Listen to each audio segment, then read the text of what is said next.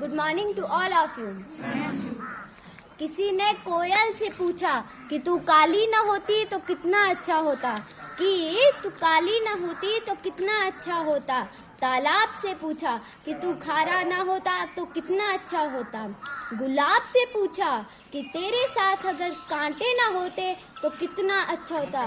फिर सबने एक ही जवाब दिया कि ए इंसान, तेरे अंदर दूसरों के ऐब तलाश करने की आदत ना होती तो कितना अच्छा होता। Thank you. वेरी गुड, बहुत अच्छा।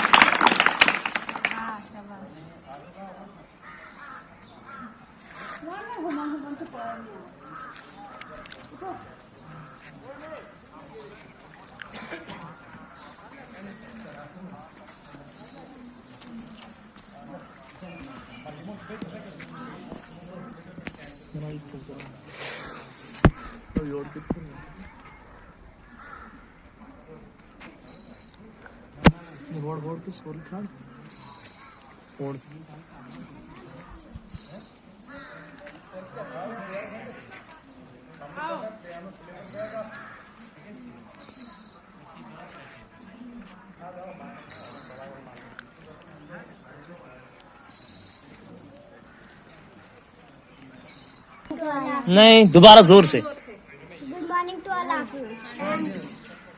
रिम झिम बरसा पानी, मछली गोले कहती बच्चे भी शोर मचाते, छुप छुप करके शोर मचाते। वेरी गुड, क्लैप करो, शाबाश, बहुत अच्छा, बहुत अच्छा।